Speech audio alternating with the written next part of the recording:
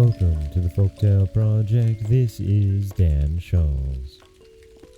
This week, we're headed back to the story of the Yellow Dwarf, and I started this off by warning you all that, well, it's a sad story of love and loss. And today, we're going to pick back up at the wedding of the King of the Gold Mines and Bellissima, the beautiful, if a little bit stuck up, princess. And of course, because things are going so well for them, it's going to get a lot worse. This is The Yellow Dwarf, Part 4. The queen and the princess were just ready to set out with the king when they saw advancing towards them from the end of the long gallery 2 great basilisks, dragging after them a very badly made box. Behind them came a tall old woman whose ugliness was even more surprising than her extreme old age. She wore a ruff of black taffeta, a red velvet hood, and a farthingale all in rags, and she leaned heavily upon a crutch. The strange old woman, without saying a word, hobbled 3 times round the gallery, followed by the basilisks. Then, stopping at the middle and brandishing her crutch threateningly, she cried, "Ho, ho, queen! Ho, ho, princess! Do you think you are going to break with impunity the promise that you made to my friend the Yellow Dwarf? I am the fairy of the desert. Without the Yellow Dwarf and his orange tree, my great lions would have eaten you up, I can tell you. And in fairyland, we do not suffer ourselves to be insulted like this. Make up your minds at once what you will do, for I vow that you shall marry the Yellow Dwarf.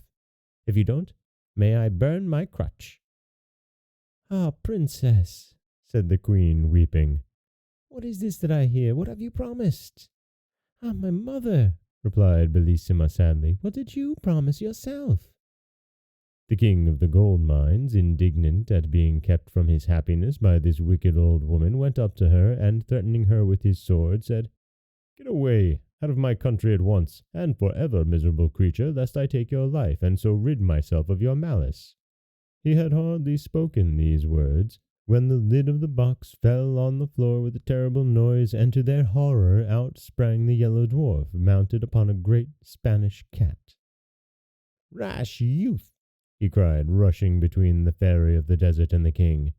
"Dare to lay a finger upon this illustrious fairy? Your quarrel is with me only.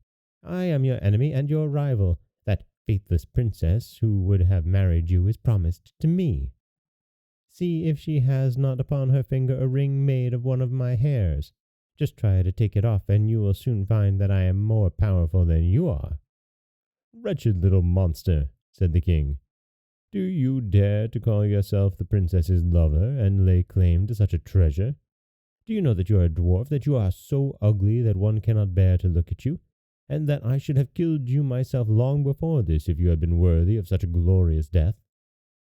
The Yellow Dwarf, deeply enraged at these words, set spurs to his cat, which yelled horribly and leaped hither and thither, terrifying everybody except the brave king, who pursued the dwarf closely till he, drawing a great knife with which he was armed, challenged the king to meet him in single combat, and rushed down into the courtyard of the palace with a terrible clatter. The king, quite provoked, followed him hastily. But they had hardly taken their places facing one another, and the whole court had only just time to rush out upon the balconies to watch what was going on, when suddenly the sun became as red as blood, and it was so dark that they could scarcely see at all. The thunder crashed, and the lightning seemed as if it must burn up everything. The 2 basilisks appeared, one on each side of the bad dwarf, like giants, mountains high, and fire flew from their mouths and ears until they looked like flaming furnaces. None of these things could terrify the noble young king, and the boldness of his looks and actions reassured those who were looking on, and perhaps even embarrassed the Yellow Dwarf himself. But even his courage gave way when he saw what was happening to his beloved princess. For the fairy of the desert, looking more terrible than before, mounted upon a winged griffin with long snakes coiled round her neck, had given her such a blow with the lance she carried that Bellissima fell into the queen's arms, bleeding and senseless. Her fond mother, feeling as much hurt by the blow as the princess herself, uttered such piercing cries and lamentations that the king, hearing them, entirely lost his courage and presence of mind. Giving up the combat, he flew towards the princess to rescue or to die with her, but the Yellow Dwarf was too quick for him.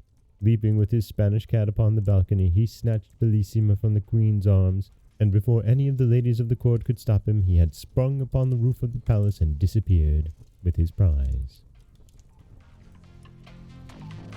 And that is part 4 of the Yellow Dwarf. And as I warned, things take a turn at the wedding of the princess and the king of the gold mines. And really, things are going to continue to get worse for both of our hero and heroine. And, well, let's continue on Wednesday, shall we? This is Dan Scholz for the Folktale Project. Don't forget that you can subscribe to the podcast on Apple Podcasts, Stitcher, Google Play, Overcast, anywhere you'd like to get your podcasts. You can follow us on Twitter or Instagram at Folktale Project. You can find us on Auto Radio, TuneIn Radio, iHeartRadio, Spotify, anywhere you'd like to listen. And you can always head over to folktaleproject.com, where you'll find a new story waiting for you every Monday, Wednesday, and Friday. As always, thank you so much for listening.